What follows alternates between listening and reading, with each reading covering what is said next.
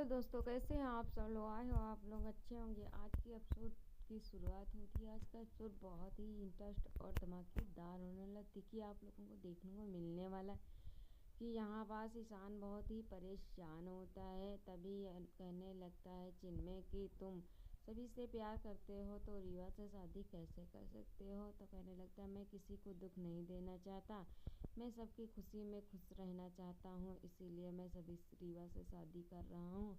और मुझे तभी चिन्मय ने समझाते हुए कहता है कि तुम सभी के बिगड़ नहीं, तुम दुख तो दे रहे हो अपने आप को, घर वालों को और सभी को, क्यों ऐसा कर रहे हो। ये बात कहते हुए तभी देखता है चिन्मय की शिखा की तबीयत खराब हो रही होती है और वो वहाँ से चला जाता है। इधर दोस्त देखने को मिलने का, ईशान का हाथ पकड़ करके पुलिस वाले ले जा रहे होते हैं। क्या होने वाला है आप लोग देखिएगा। फिर होता क्या है, जब ये बात सुनती है सभी को पता चलता है। सभी के पास लौट करके आने की कोशिश करता है ईशान। जब सभी के पास आता है तो देखता है यहाँ पास कि एक लड़की खड़ी होती है जिसका नाम सुमन होता है। वो दरवाजे पे खड़ी होती है और कह रही थी वॉचमैन से कि मुझे अंदर जाने दो, मेरे पास रहने के लिए कोई घर नहीं है और ना ही कोई छत है।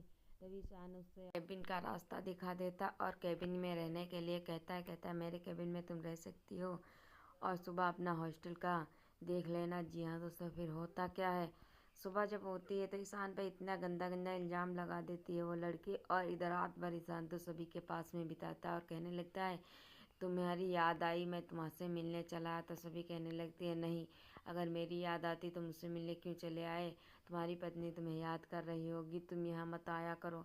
सारी बात कहती है और ईशान को कमरे के घर के बाहर निकाल देती है, दरवाज़ा बंद कर लेती है और रोने लगती है। दोस्तों फिर होता क्या है, ईशान वहीं पास बैठा हुआ चौखट पर रोता रहता है और वहीं पास सो जाता है।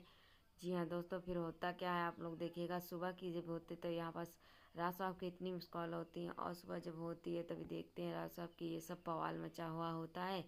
और जब ईशान पहुँचता है तब उसे पता चलता है, तब ईशान कहने लगता है कि मैंने ऐसा कुछ नहीं किया। उसके पास कहने लगी मेरे पास घर नहीं है, सारी सच्चाई बताता है ईशान घर वालों को और कहने लगता है मैंने राज साहब सिर्फ उसे वहाँ जाने के लिए कहा था, मेरे कैबिन में सोने के, मैं दोबारा वहाँ नहीं गया और मेरे साथ वॉचमैन भी गया था।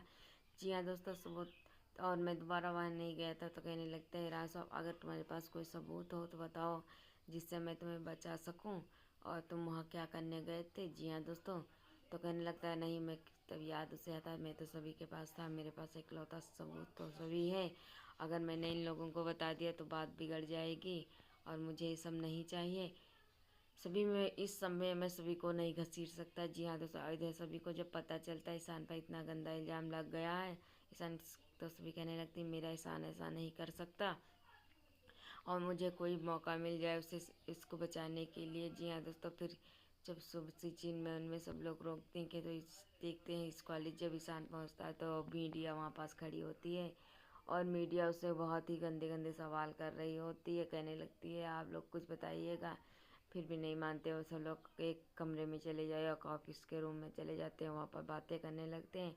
कमिश्नर के साथ फ़ोन करते हैं तो वहाँ कोई बात ही करने के लिए तैयार नहीं होता है। जी हाँ दोस्तों, फिर होता क्या है, सभी ये सोच रही होती है और सभी कहती है, तभी वापस कहने लगते हैं आए इससे पहले पुलिस वाला आए, इससे पहले पाटिल यहाँ पर आए, इससे पहले मुझे कुछ करना चाहिए राय साहब है।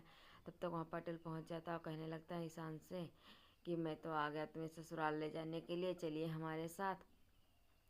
बहुत उछल रहे थे, अब ये सब तुम, मुझे पता था मास्टर क्राइम मास्टर हो तुम, मास्टर की जगह पे उस पर बहुत गंदे गंदे इल्ज़ाम लगाने लगता है और कहने लगता है, तभी उसे हाथ कड़ी पहना करके वहाँ से ले जाने लगता है।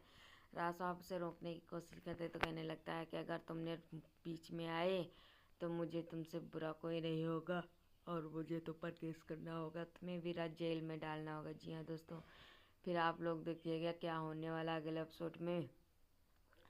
आप लोग कमेंट करिएगा, लाइक करिएगा, मेरे वीडियो को शेयर करिएगा ज़्यादा से ज़्यादा ताकि आपको अगले नोटिफिकेशन आप तक ज़रूर पहुँचे। मेरा वीडियो पसंद आता है तो कमेंट करके ज़रूर बताना कि ऐसे ऐसे सीरियल देखने के लिए आप लोगों को क्या करना चाहिए। फिर देखने को मिलता है जिसका हाथ पकड़ करके ईशान का चिपलाने लगता है तो सभी वहीं पास खड़ी देखती रह जाती है और वो जीने से उतारता हुआ चला आता। ना ही रीवा कुछ कर पा रही थी और ना ही कोई कभी कुछ कर पा रहा था, वहीं पास सारे खड़े होते।